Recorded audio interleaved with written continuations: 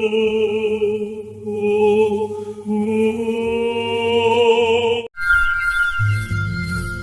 upon a time, in a quiet village nestled between dark woods in golden fields, there lived a gentle little girl whom everyone adored. Her grandmother had sewn her a cloak the colour of wild cherries, with a hood that framed her face like a pet, and so she became known far and wide as Little Red Riding Hood.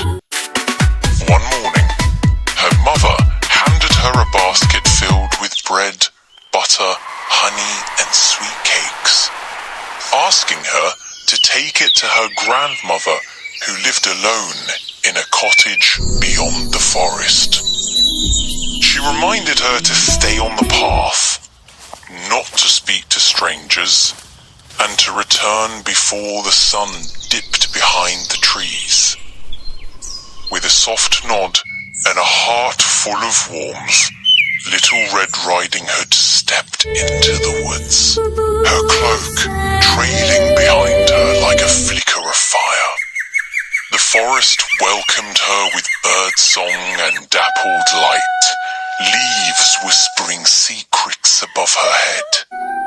She wandered slowly, pausing to admire butterflies, gathering wildflowers with the innocent joy only children know.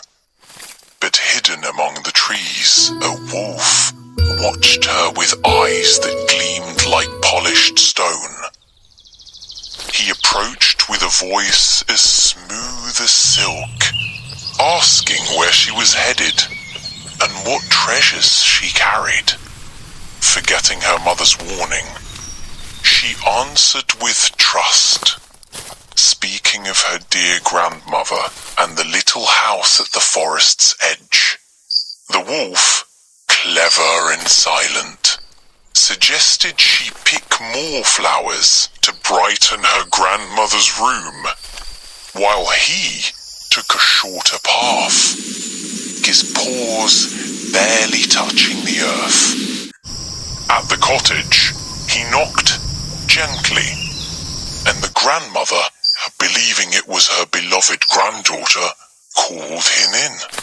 In a flash, he swallowed her whole, then dressed in her clothes, slipping beneath the blankets, pulling the cap low to hide his ears. When Little Red Riding Hood arrived, the air felt strange, the cottage dim and quiet. She stepped inside, calling softly, and the wolf, hidden beneath the sheets, beckoned her closer. As she approached, she noticed the changes. The ears too long, the eyes too sharp, the hands too rough. She spoke the words that have echoed through time. "Grandmother, what big ears you have?"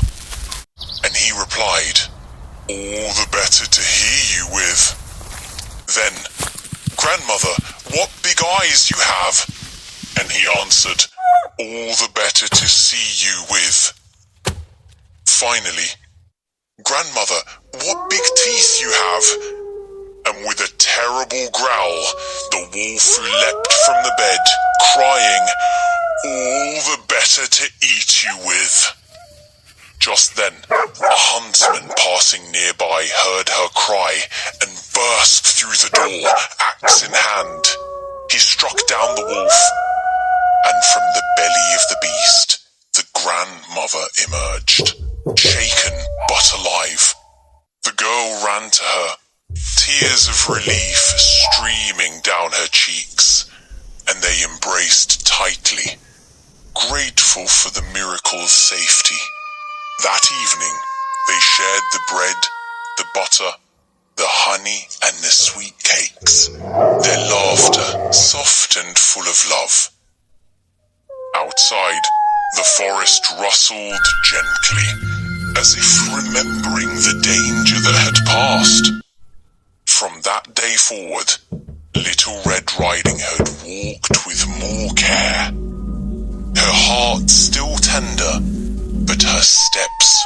wiser. And though the woods remained vast and mysterious, she knew that courage, kindness and caution could guide her safely, even in a world where wolves still linger in the shadows.